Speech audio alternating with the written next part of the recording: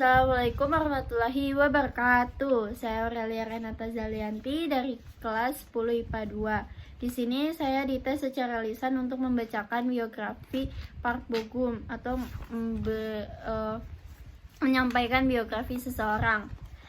Jadi Park Bo-gum ini lahir pada tanggal 16 bulan Juni di tahun 1993. Park Bo-gum ini lahir di kota Seoul, Korea Selatan. Arti nama Bo-gum ini tuh pedang yang berharga. Kalau Parknya itu kan ini ya marganya. Ini maaf ya kalau ada salah penyebutan.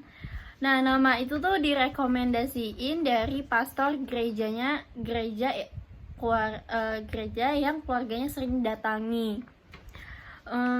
Park Bo-gum itu anak ketiga, ya, bungsu. Dia punya dua kakak perempuan dan kakak laki-laki. Sang ayah mengungkapkan fakta yang mencengangkan terkait Park Bo-gum. Saat masih dikandung oleh ibunya, Park Bo-gum ini tuh hampir digugurkan karena yang pertama tuh karena usia ibunya pada saat hamil Park Bo-gum itu sudah tidak muda lagi, sama ibunya itu punya penyakit yang mengharuskan meminum obat-obat keras gitu. Takutnya kalau misalnya pas lahir itu takutnya terlahir cacat tuh. Jadinya tuh mau digugurin, tapi alhamdulillah enggak gitu. Terus saat kelas 4 SD ibunya meninggal dunia dan ia dirawat oleh kedua kakaknya. Nah, dalam sebuah acara juga nih, Park Bo-gum pernah menangis saat menceritakan keluarganya.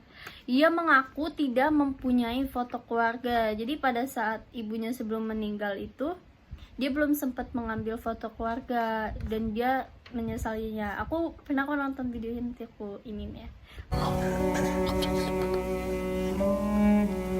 가족 사진 있어요. 가족 사진 없어 너?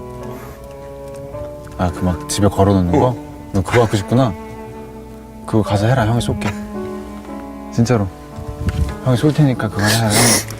그 응답 끝나고 뭔가 선물하고 싶은 게 있었는데 형이 쏠 테니까 그거 가서 가족 사진 찍어라. 우리도 마음만으로 충분해. 우리도 가족 사진 찍어야겠다. 나는 그거 되게 촌스럽다고 생각했거든. 집에 걸려있는 게. 저도 어렸을 땐 그랬는데 근데 그게 그게 큰 추억인 것 같아. 커서 보니까 그런 사진도 다 추억인 거잖아요. 그래서 그게 없어서 네, 그게 없어서 좀 아쉬운 것 같아요. 아, 여기 와서 Perjalanan karir Park Bo-gum. Park Bo-gum ini hobi menyanyi dan bermain piano sejak usia belia. Dia tuh kenapa tuh cita-citanya penyanyi? Jadi kenapa cita-citanya penyanyi atau enggak idol? Ya karena dia suka memainkan piano dan suka bernyanyi gitu. Tapi dia membanting setir. Akhirnya dia terjun ke dunia acting gitu. Nah, dia ini tuh di sekolahnya gitu, dia terkenal sebagai Ozang. Ozang tuh orang dengan kecantikan dan ketampanan lebih yang diantara lainnya di sekolahnya ya. Nah, setelah lulus SMA ini dia melanjutkan ke Myongji University. Dia mengambil jurusan musical theater. Nah, pada 2015 ini dia memiliki program pertukaran budaya di universitasnya. Dengan kesempatan itu ia berpergian ke berbagai negara di Inggris, Italia, Prancis, dan Swiss. Tuh udah ganteng, pintar lagi. Nah, dia ini menyelesaikan 4 tahun kuliahnya dan wisuda pada tanggal 21 Februari 2018. Pada tahun 2011, dia bergabung dengan agensi Sidus Hakiki. dan mengawali karirnya dengan tampil di film Blind 2011 sebagai pemain pendukung. Pada awal karirnya, Park Bo Gum ini tuh terlilit banyak hutang karena ayahnya menjadikan dia sebagai jaminan atas hutang-hutangnya. Setelah 1 tahun berada di agensi yang tadi, Park Bo Gum ini memutuskan untuk berpindah ke agensi Blossom Entertainment. Itu punyanya salah satu aktor juga gitu. Itu nama aktornya itu Cha Tae-hyun. Hingga saat ini Park Bo Gum di tahun berikutnya itu dia membintangi banyak drama dan menjadi pemeran utama dalam drama Wonderful Mama. Nah, di tahun 2015 ini Bo Gum juga membintangi sebuah film yang menegangkan berjudul Coin Like a Girl bersama Kim Go Eun. Nah, namanya mulai melambung ketika berperan sebagai Choi Taek dalam drama Reply 1988 pada tahun 2015. Seorang lelaki polos yang hanya pandai bermain baduk mampu menarik Sang Mundong bersama Lee Hee-ri, Ryu Jun-yeol, Go Kyung-pyo, dan Lee Dong-hwi. Setelah perannya sebagai Choi Taek, ia mendapat julukan dari masyarakat Korea ini itu yaitu Nation Little Brother. Nah, dramanya itu dia mendapatkan rating tertinggi hingga saat ini. Jadi drama itu memecahkan rekor drama terbaik sepanjang sejarah. Di tahun berikutnya, tahun 2016, Bo Gum kembali sukses mendapat peran utama dalam drama Seguk, yaitu Love in the Moonlight bersama Kim Yoo Jong.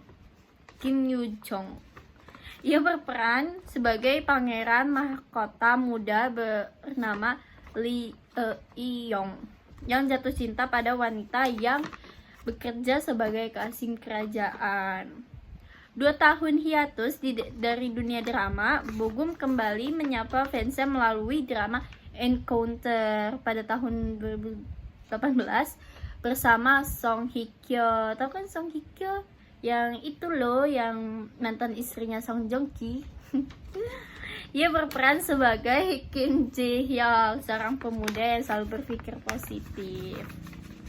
Tahun 2020, Gum lagi-lagi membuat fans jatuh cinta dalam penampilannya di drama Record of Youth bersama Park Sodam. Atau karakter yang Bo Gum mainkan benar-benar apik.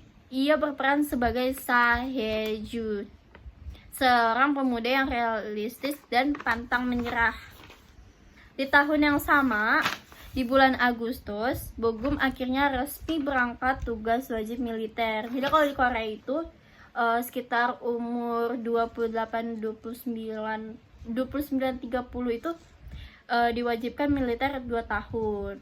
Gitu. Ia ditugaskan di pangkalan militer laut Angkatan Korea. Militer Angkatan Laut Korea.